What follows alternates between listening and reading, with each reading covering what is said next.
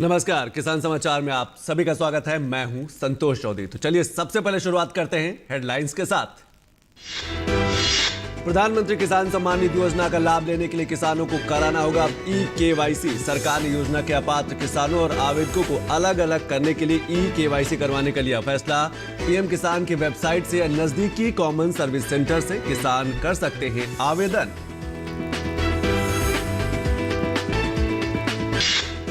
और हरियाणा में मुख्यमंत्री प्रगतिशील किसान सम्मान पुरस्कार के लिए पंजीकरण की तिथि 30 जनवरी तक बढ़ी। कृषि मंत्री जेपी दलाल ने कहा कि ज्यादा से ज्यादा किसान पंजीकरण करवाकर उठाए योजना का लाभ। राज्य स्तर पर प्रथम पुरस्कार प्राप्त करने वाले किसान को दिए जाएंगे 5 लाख रुपए। बिहार सरकार ने मत्स्य फसल बीमा योजना की शुरू। फसल बीमा, पशुधन बीमा के बाद अब मछली पालन का भी होगा बीमा। मछली पालन में आकस्मिक क्षति होने पर की जाएगी भरपाई।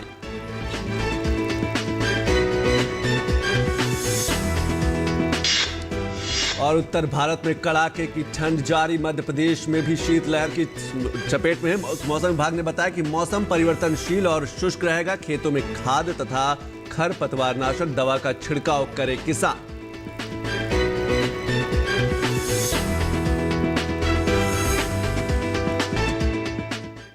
तो चलिए खबरों पर विस्तार से नजर डाल लेते हैं। प्रधानमंत्री किसान सम्मान निधि योजना के तहत एक किसान परिवार को 6,000 रुपए प्रतिवर्ष 3 किश्तों में दिए जाते हैं। सरकार ने योजना के अपात्र किसानों तथा आवेदकों को अलग अलग करने के लिए ई-केवाईसी करवाने का फैसला किया है। इसके तहत देश के किसान pmkisan.gov.in पर जाकर ई-केवाईसी करा सकते हैं। पीएम किसान की वेबसाइट से या नजदीकी सीएससी सेंटर से किसान आवेदन भी कर सकते हैं। अब नए वित्त वर्ष से उन्हीं किसानों को पीएम किसान योजना का लाभ उन्हें ही दिया जाएगा जिन किसानों ने अपना ई-केवाईसी करवा रखा है।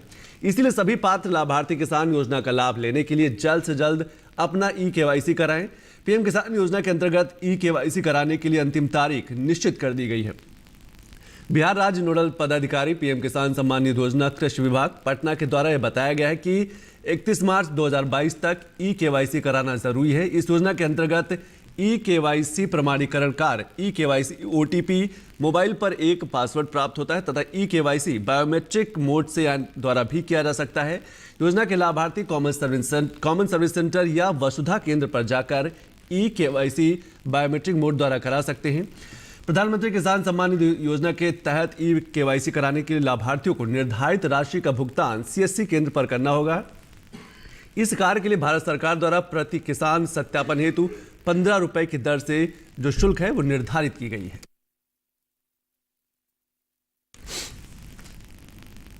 और हरियाणा के कृषि एवं किसान कल्याण मंत्री जेपी दलाल ने कहा कि मुख्यमंत्री प्रगतिशील किसान सम्मान पुरस्कार के लिए पंजीकरण की तिथि को 30 जनवरी तक बढ़ा दिया गया है ताकि ज्यादा से ज्यादा किसान अपना पंजीकरण करवा कर इस योजना का लाभ उठा सके।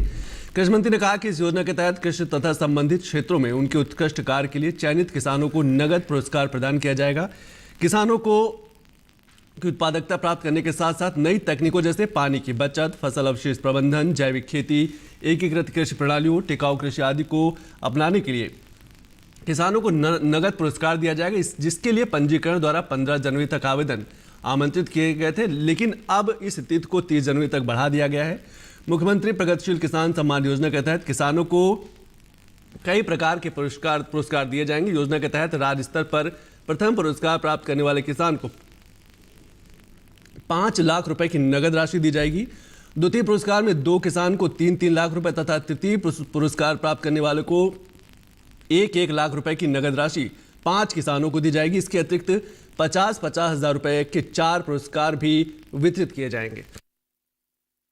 और अब बात करते हैं बिहार की। बिहार में मछलियों का भी अब बीमा कराया जाएगा और 50% की सब्सिडी पर आसान किस्तों पर किया जा सकता है। 50% सब्सिडी पर मछलियों का बीमा कराने के लिए आवेदन जो है वो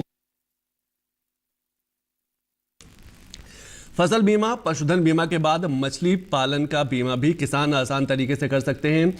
सरकार ने मत्स्य फसल बीमा योजना की शुरुआत की जिसका फायदा किसानों को दिया जाएगा।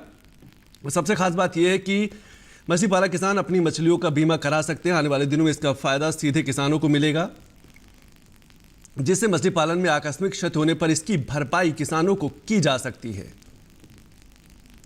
बिहार सरकार राज्य के मछली पालक किसानों के लिए योजना लेकर आई है ताकि जो मत्स्य पालन को बढ़ावा दिया जा सके और मछली पालन करते समय जो नुकसान होता था उससे बचा जा सके। 1 वर्ष के अंदर मछली मरने या अन्य प्रकार से नुकसान होने पर मत्स्य पालक यानी कि मछली पालक को भरपाई की जाएगी। जो इच्छुक व्यक्ति योजना का लाभ लेने के लिए ऑनलाइन आवेदन कर सकते हैं और तालाब मात्स्यिकी से मत्स्य उत्पादन 20,700 प्लस जीएसटी की प्रीमियम राशि प्रति हेक्टेयर किसान को देनी होगी। इसके बाद 50% की सब्सिडी सरकार देगी। नर्सरी रिपेयरिंग तालाब प्रबंधन के लिए 52,500 प्लस जीएसटी प्रीमियम ये किसान को देना होगा। तीनों योजनाओं के लिए सभी प्रीमियम राशि पर 50% की जो सब्सिडी होगी, जो अनुदान होगा, वो सरकार की तरफ से दिया जाएगा। मत्स्य फसल बीमा योजना के लिए आवेदन आप ऑनलाइन कर सकते हैं, यानी कि जो भी मछली पालक है वो ऑनलाइन आवेदन कर सकता है या फिर नजदीकी किसी भी सीएससी सेंटर यानी कि कॉमन सर्विस सेंटर से जाकर आवेदन कर सकता है। तालाब का भू स्वामित्व प्रमाण पत्र, मत्स्य प्रशिक्षण प्रमाण पत्र, ये कुछ कागज है जो किसान को अपने पास रखने हैं। इसके साथ साथ बैंक से शेष प्रीमियम का भुगतान करने संबंधी जो शपथ पत्र है यानी कि एफिडेविट है वो भी देना होगा। बिहार राज्य के इच्छुक मछली पालकों की अंतिम तिथि जो है वो 28/2/2022 निर्धारित की गई है। इससे पहले किसान आवेदन कर सकते हैं और जो वेबसाइट है वो fisheries.asdbihar.in डिफॉल्ट ASPX पे जाकर किसान यानी कि जो मछली पालन करने वाले किसान हैं वो आवेदन कर सकते हैं। और अब बात करेंगे छत्तीसगढ़ की। छत्तीसगढ़ में अब 7 फरवरी तक होगी समर्थन मूल्य पर धान की खरीदी। सभी पंजीकृत किसान अपनी उपज MSP पर बेच सकते हैं।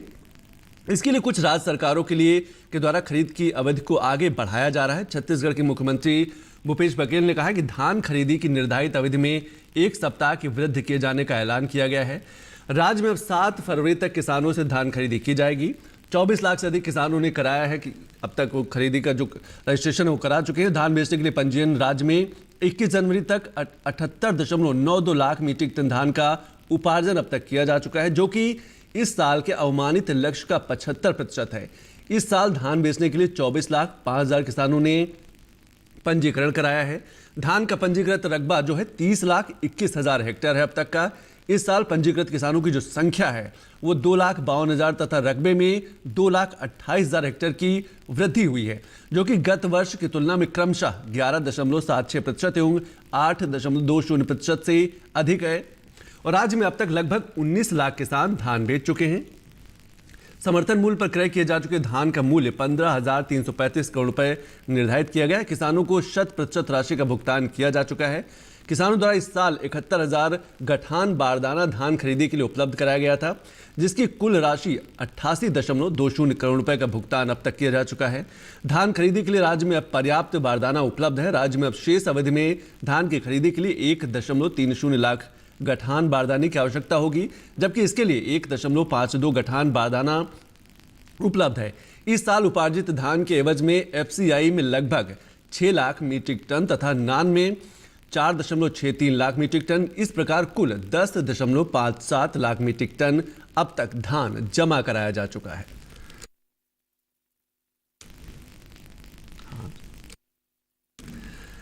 और प्रधानमंत्री खाद्य उद्योग उन्नयन योजना के तहत किसानों को अब सब्सिडी प्रदान की जाएगी और ये जो सब्सिडी होगी 10 लाख रुपए तक की सब्सिडी होगी। पीएम खाद्य उद्योग योजना के तहत किसानों को एक राहत राशि यानी कि अनुदान दिया जाएगा।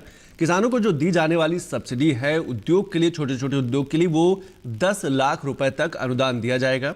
आत्मनिर्भर भारत के तहत कृषि क्षेत्र में कई योजनाओं की शुरुआत की गई और योजनाओं का मकसद यही है कि किसानों को कैसे आर्थिक रूप से मजबूती प्रदान किया जा सके।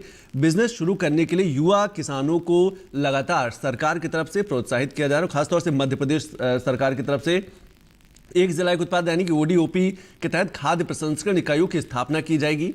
सरकार किसानों को खाद्य प्रसंस्करण इकाइयों के लिए अनुदान और दूसरी तरीके की जो सुविधाएं हैं वो प्रदान करेगी, ताकि जो युवा है वो छोटे छोटे उद्योग से जुड़ सके।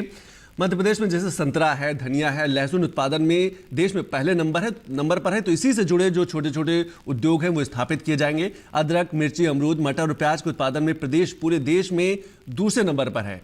प्रधानमंत्री मोदी ने पीएम खाद्य उद्योग उन्नयन योजना बनाकर एक ऐतिहासिक कदम उठाया, जिससे जो ग्रामीण स्तर के जो युवा हैं उनको सबसे ज्यादा फायदा मिलेगा। इस योजना में ग्वालियर, मुरैना और सीहोर के इंक्यूबेशन सेंटर निश्चित तौर पर मील का पत्थर साबित होंगे। आने वाले दिनों में देश में असंगठित खाद्य प्रसंस्करण क्षेत्र में लगभग 25 लाख इकाइयां अभी कार्य कर रही हैं। इनमें से लगभग 66% यूनिट ग्रामीण क्षेत्रों में है, यानी कि ग्रामीण युवाओं को इसका लाभ सीधे तौर पर मिल रहा है। ये उद्यम ग्रामीण पारिवारिक आजीविका को बढ़ाने में काफी सहायक है, यानी कि उनका जो आर्थिक स्तर उसको बढ़ाने में काफी सहायक है। और अब बात करते हैं बदलते मौसम की। मौसम में आए बदलाव से आलू में झुलसा रोग किसानों के परेशानी का सबब बना हुआ है। इसको लेकर आलू फसल के क्षेत्र में अध्ययन किया गया तो पाया गया कि कुफरी लीमा प्रजाति में रोग प्रतिरोधक क्षमता अधिक है, जो किसानों के लिए लाभदायक साबित होगी, क्योंकि प्रतिकूल मौसम में भी इस प्रजाति में कोई रोग नहीं आया है। ऐसे में कहा जा सकता है कि कुफरी लीमा प्रजाति उत्तर प्रदेश के आलू किसानों के लिए वरदान साबित हो रही है। चंद्रशेखर आजाद कृषि एवं प्रौद्योगिकी विश्वविद्यालय के निदेशक शोध डॉक्टर करम हुसैन ने यह भी बताया कि साग भाजी विज्ञान विभाग कल्याणपुर प्रक्षेत्र पर अखिल भारतीय समन्वित आलू शोध परियोजना, केंद्रीय आलू अनुसंधान संस्थान शिमला के सहयोग से आलू फसल के परीक्षण संपादित किए गए हैं। उन्होंने ये भी बताया कि आलू परीक्षणों में 7 फसल सुधार, 5 फसल उत्पादन और 7 फसल रक्षा के परीक्षण लगे हुए हैं। गहनतापूर्वक परीक्षण में पाया गया कि आलू की कुफरी लीमा प्रजाति में कोई रोग नहीं लगा है। उन्होंने ये भी बताया कि इस प्रजाति में रोग प्रतिरोधक जो क्षमता है वो अधिक है। दूसरा ये कि अगेती किसान लगाकर गन्ने की बुआई भी कर सकते हैं, जिससे किसान अधिक मुनाफा अर्जित कर अपनी आमदनी बढ़ा सकते हैं।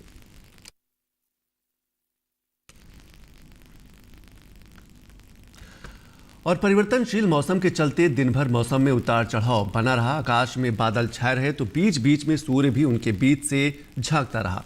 इसके बावजूद ठंड से कोई राहत नहीं मिली। अधिकतम तथा न्यूनतम तापमान स्थिर बना रहा। हवा की गति तेज तथा ठंडी होने के चलते दिन भर कपकपी छूटती रही। मौसम में आर्द्रता 72% व हवा की गति 10 किलोमीटर प्रति घंटा दर्ज की गई। मौसम विभाग के अनुसार आगे मौसम परिवर्तनशील तथा शुष्क रहेगा। किसान खेतों में खाद और खरपतवार नाशक पर जोर दें। पांडु पिंडारा कृषि विज्ञान केंद्र के मौसम वैज्ञानिक डॉक्टर राजेश ने बताया कि आगे मौसम परिवर्तनशील के साथ साथ शुष्क रहेगा। ठंड से फिलहाल राहत मिलने की कोई अभी संभावना नहीं है। उन्होंने किसानों को सलाह दी कि वे खेतों में खाद तथा खरपतवारनाशक दवा का छिड़काव करें। इधर राष्ट्रीय राजधानी दिल्ली में भी शीतलहर जारी है और आज सुबह हल्की धुंध भी देखी गई है। वहीं हिमाचल प्रदेश के धर्मशाला में लोगों को भारी ठंड का सामना करना पड़ रहा है। ठंड के साथ कोहरे ने भी लोगों की जो परेशानियां हैं वो और बढ़ा दी है। धर्मशाला में रुक रुक कर बारिश भी हो रही, जिससे तापमान में गिरावट आई और ठिठुरन जो है वो लगातार बढ़ रही है। और गोवा सियोलिम में अतुल सरीन नाम के व्यक्ति आवारा जानवरों के लिए एनजीओ चला रहे हैं। सरीन ने बताया कि आवारा जानवरों को मदद करने के लिए 10 साल पहले अपनी एनजीओ की स्थापना की थी और अब इस संस्थान में रेस्क्यू किए गए 120 जानवर हैं। जानवरों की देखभाल करने के लिए मेहनत और समर्पण की जरूरत है, क्योंकि जानवर बोलते नहीं लेकिन आभास करा देते हैं कि उन्हें मदद चाहिए। गोवा में क्या होता है, सीजनल होता है, तो अक्टूबर से अप्रैल तक बहुत भीड़ होती है। तो शेक लोग, रेस्टोरेंट, टूरिस्ट सब अपना कचरा फेंकते हैं और फिर गाय कुत्ते सब पॉपुलेशन ओवर हो जाता है। लेकिन मई के बाद क्या होता है, वो सब लोग चले जाते हैं तो वो जानवर मर जाते हैं भूखे। तो इसीलिए हमने सेटअप किया बीच फीडिंग का प्रोग्राम। उससे हम स्टेरिलाइजेशन भी करते हैं, अडॉप्शन भी करते हैं। अभी हमारे पास अप्रोक्सीमेटली 120 एनिमल्स है, ऑल रेस्क्यूड। उसमें से 70 गाय है, 30 कुत्ता, 20 पंछी असॉर्टेड वाला और गोट्स भी है, बकरी भी है। तो ये सब सड़क से हमने रेस्क्यू किए हैं। और कर्नाटक के अब्दुल कादिर नादकट्टीन पद्मश्री पुरस्कार के विजेताओं में उनका नाम शामिल किया गया है। वह कर्नाटक में धारवाड़ जिले के अन्नीगेरी शहर के एक अभिनव किसान हैं। शौक से मैकेनिक अब्दुल कादिर नादकट्टीन ने सूखे क्षेत्र में पड़ जाने वाली 60 एकड़ की विरासत में मिली अपनी भूमि में कृषि में रुचि विकसित की। उन्होंने इमली के बीजों को गूदे से अलग करने के लिए एक उपकरण विकसित किया है, जो एक दिन में 500 मजदूरों के बराबर काम कर सकता है। हमारा देश चलना है तो फार्मर के ऊपर है सभी। वो मेरा ख्याल फार्मर के लिए कुछ भी करना करके मेरा सारी ज़िंदगी 40-45 साल ये रिसर्च में एग्रीकल्चर इम्प्लीमेंट बनाने में हर नमूने के रिसर्च करा है। उसमें नरकटिन सोइंग मशीन बोल के बहुत प्रख्यात हो गया है। वो इतना प्रख्यात हो गया, वो हर फार्मर वो उससे बढ़िया फ़ायदा ले रहा है, क्योंकि वो जो हम रैत है ना, इसके अनुभव से मैं वो रिसर्च करा है। एक फार्मर ऐसा ये सोइंग ड्रिल मशीन जो है ना, अभी तक दुनिया में हजारों सोइंग मशीन है, लेकिन ये हमारा नरकटिन सोइंग ड्रिल मशीन जो है ना, हर छोटे दान से बड़े दान लग का एग्जैक्ट डिस्टेंस पे एक एक दाना पड़ने का कोई भी आज तक दुनिया में बनाया नहीं है। और अब बात करते हैं मंडी भाव की और देखते हैं कि देश के अलग अलग अनाज मंडियों में अनाज का क्या क्या है भाव।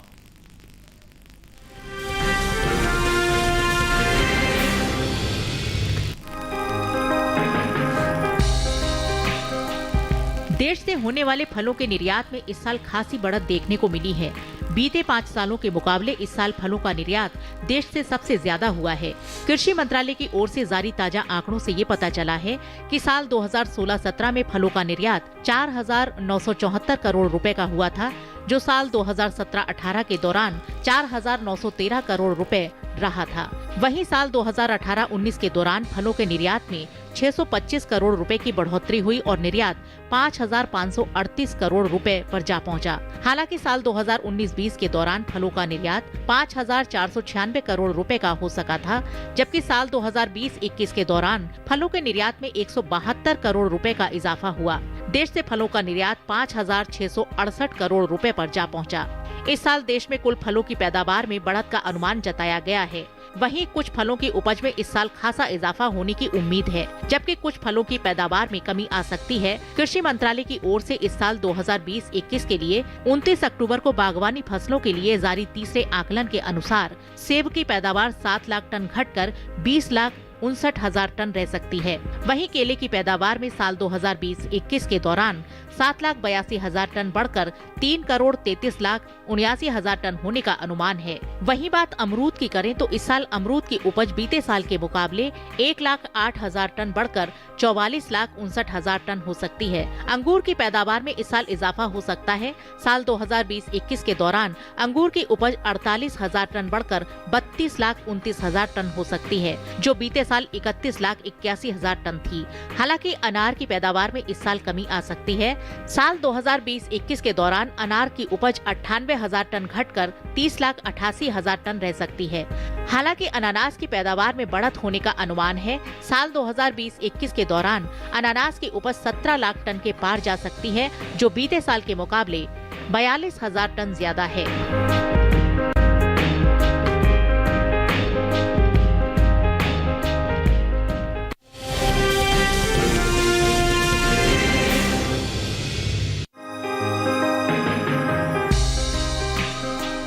उच्च प्रोटीन के कारण दालें विश्व की एक महत्वपूर्ण खाद्य फसल है। दालें प्रोटीन का मुख्य स्रोत है। भारत में दालें सभी वर्ग के व्यक्तियों के खाने का मुख्य हिस्सा है। दालों में कार्बोहाइड्रेट और प्रोटीन उपलब्ध होता है। भारत में बड़े पैमाने पर दालों की खेती की जाती है और बड़े भाग के तौर पर भारत दालों का निर्यात भी करता है। यही वजह है कि भारत को विश्व में दालों का बड़ा उत्पादक और निर्यातक कहा जाता है। प्रसंस्कृत खाद्य उत्पाद निर्यात विकास प्राधिकरण एपीडा की ओर से जारी ताज़ा आंकड़ों के अनुसार साल 2020-21 के दौरान भारत से 2,116 करोड़ रुपए और 284 मिलियन अमेरिकी डॉलर कीमत की 2,96,169 मीट्रिक टन दालों का विश्व भर को निर्यात किया है। वहीं साल 2021 के दौरान देश में हुए दालों के निर्यात पर नजर डालें तो इस साल अक्टूबर महीने में दलहन के निर्यात में बढ़त देखने को मिली है। साल 2021 के अप्रैल से अक्टूबर महीने के दौरान दलहन के निर्यात में 833 टन की बढ़ोतरी दर्ज की गई है।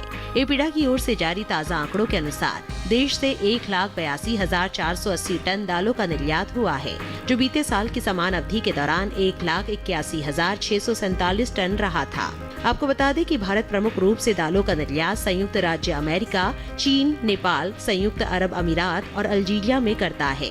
वहीं बात दलहन की कुल पैदावार की करें तो कृषि मंत्रालय की ओर से साल 2021-22 के लिए खरीफ फसलों के लिए जारी पहले अग्रिम अनुमान के अनुसार देश में दलहन की पैदावार 9.45 मिलियन टन होने का अनुमान लगाया गया है, जो 8.06 मिलियन टन की औसत दलहन की उपज की तुलना में 1.39 मिलियन टन अधिक है। कृषि मंत्रालय की ओर से जारी ताज़ा आंकड़ों के अनुसार सरकार ने रबी फसल वर्ष 2021-22 के लिए दलहन की बुआई का लक्ष्य 1,46,14,000 हेक्टेयर तय किया है। वहीं चालू रबी सीजन में बीते कुछ समय से आगे चल रही रबी दलहन की बुआई में अब कमी देखने को मिली है। दलहन का रकबा पिछले साल के मुकाबले 1,42,000 हेक्टेयर घटा है। हालांकि कुल दलहन की बुआई अपने निर्धारित लक्ष्य से आगे चल रही है।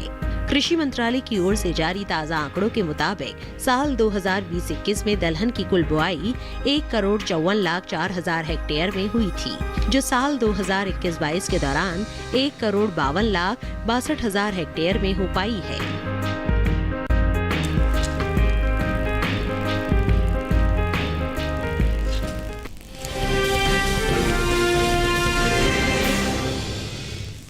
तो खेत खलिहान की जिन खबरों से आप रहते हैं बेखबर, आइए उसके लिए देखते हैं खास खबर।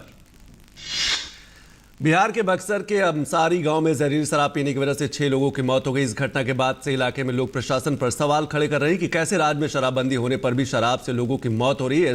एएसपी श्रीराज ने कहा कि पोस्टमार्टम रिपोर्ट आने के बाद तथ्यों की पुष्टि हो सकेगी। इस सिलसिले में कई जगहों पर छापेमारी की जा रही और उसी आधार पर कार्रवाई करेंगे। चुनावी मौसम में नेताओं का दल बदल लगातार चल रहा है। इसी क्रम में उत्तराखंड कांग्रेस के पूर्व अध्यक्ष किशोर उपाध्याय ने आज भारतीय जनता पार्टी का दामन थाम लिया। किशोर उपाध्याय ने देहरादून में भाजपा के वरिष्ठ नेताओं की मौजूदगी में पार्टी की सदस्यता ली। उत्तराखंड के मुख्यमंत्री पुष्कर सिंह धामी ने अपने पैतृक निवास खटीमा में नामांकन भरने से पहले पूजा की और भगवान का आशीर्वाद लिया। देश में कोरोना पिछले 24 घंटे में कोरोना के 2,86,000 से अधिक मामले दर्ज किए गए। पिछले 24 घंटे में सक्रिय मामलों की संख्या बढ़कर 22 लाख से ज्यादा हो गई। रिकवरी रेट 93.33% दर्ज की गई है। पिछले 24 घंटे में कोरोना संक्रमण को मात देकर 3,06,357 लोग ठीक होने में कामयाब रहे। इसके बाद ठीक होने वाले लोगों की जो कुल संख्या है वो 3,76,77,328 हो गई। देश में डेली पॉजिटिविटी रेट बढ़कर 19.59% हो गई। वहीं वीकली पॉजिटिविटी रेट बढ़कर 17.75% तक पहुंच गई। देश में बीते 24 घंटे के दौरान 14,62,261 लोगों ने टेस्ट करवाया, जिसके बाद देश में टेस्ट कराने वालों की लोगों की संख्या 72.21 करोड़ हो गई है। कोविड टीकाकरण अभियान देश भर में तेजी से चल रहा है। अभी तक 163.84 करोड़ से अधिक लोग कोरोना का टीका ले चुके हैं। पिछले 24 घंटों में 59 लाख लोगों ने कोरोना का टीका लगवाया है। झारखंड के गिरिडीह में नक्सलियों ने रेलवे ट्रैक पर विस्फोट कर उसको क्षतिग्रस्त कर दिया। रेलवे लाइन क्षतिग्रस्त होने के कारण इस रूट पर ट्रेनों का आवागमन बाधित हो गया। नक्सलियों ने गिरिडीह में करमाबाद और चिचाकी रेलवे स्टेशन के इसमें वारदात को अंजाम दिया है। वहीं जम्मू कश्मीर के शोपियां जिले के नौगांव इलाके में सुरक्षा बलों और आतंकवादियों के बीच मुठभेड़ जारी है। सुरक्षा बलों को खुफिया विभाग से जानकारी मिली थी कि इस इलाके में कुछ आतंकी छुपे हुए, जिसके बाद यह सर्च ऑपरेशन चलाया गया था। तो इन्हीं खबरों के साथ किसान समाचार में आज अभी बस इतना ही। नमस्कार।